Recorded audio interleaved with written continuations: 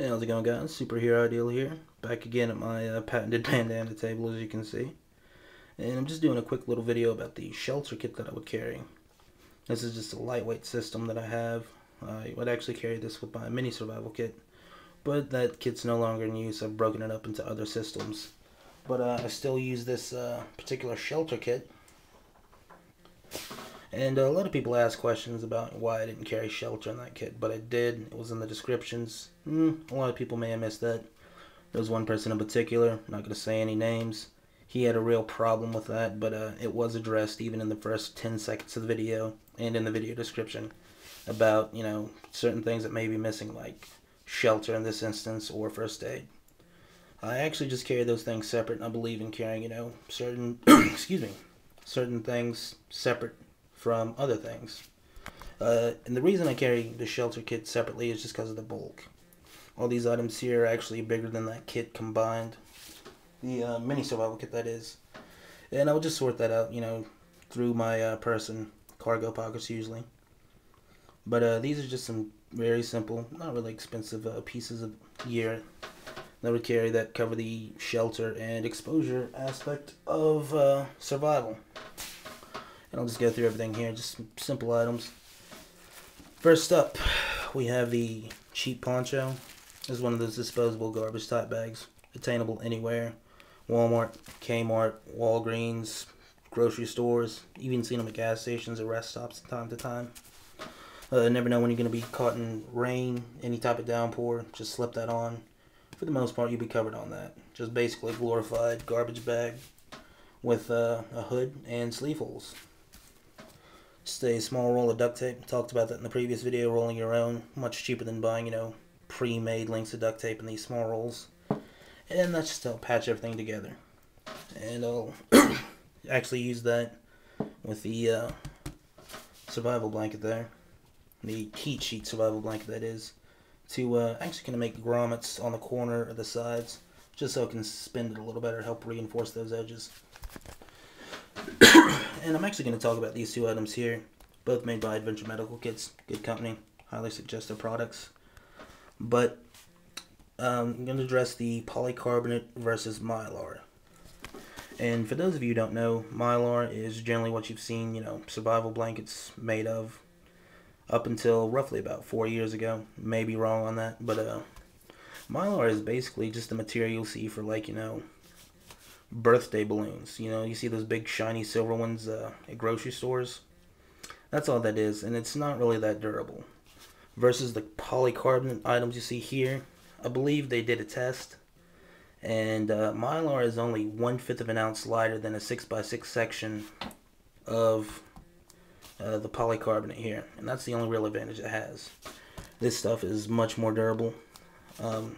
It doesn't tear, and what I mean by tear is that this can get a hole in it. Yes, of course, it's not indestructible by any means, but it's not going to rip in a continuous line like a mylar will. It's actually going to stretch out, and what I mean by that, I'll just actually show you rather. So I have a loose blanket here of the polycarbonate,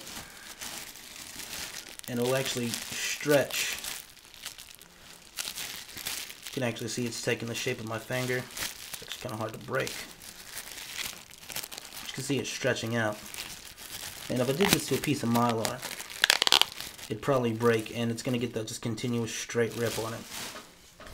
And that's really hard to control, especially if it happens, the wind rips it like that.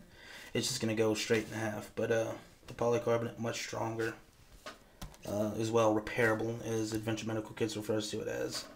And the items that I have is just the bivy itself, basically just a polycarbonate sleeping bag there. They say it reflects roughly about 90% of your body heat. And that just helps keep me off the ground if it's cold or damp. And as well, of course, reflect that body heat so I don't lose that. And also have the two-person Adventure Medical Kit heat sheet survival blanket there. Still have it in the original packaging there, just a little plastic bag sealed up. And you can't really see, but you see just some markings there. That's actual text. And I'll bring this blanket back out again. So what that text is actually first aid. Get it on there good. first aid and survival instructions. Right here you can see there's some shelter building notes, even illustrations. Try to find the rest of it here. First aid right there. Talks about shock, trauma, basic wound care, burn treatment, that kind of thing. It does have it English and French. Just, some small notes on there to help you really just help prepare yourself should you not have that preconceived knowledge. And it's just that bright kind of burnt blaze orange there, visible. So the opposite side is the actual shiny reflective material. Also good for signaling, just like the Mylar. Mylar generally doesn't have that coating though, or instructions printed on it. That's just another thing there. But there's the shelter issue addressed. I almost forgot the bag. Don't believe I addressed that. If I did, my memory is very short term nowadays. This is what I'd carry everything in. This is the actual bag that the bivvy came in. And normally that would take up roughly about 1/4 of the space on that bag. And the reason they give you such an oversized bag on that is just once you use the bivvy bag, you could just stuff it in there without having to refold it, without having to worry about all that hassle, that pain in the ass, fold over and try to compress the air out.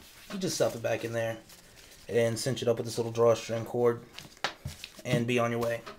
And all those items actually do fit in there very well.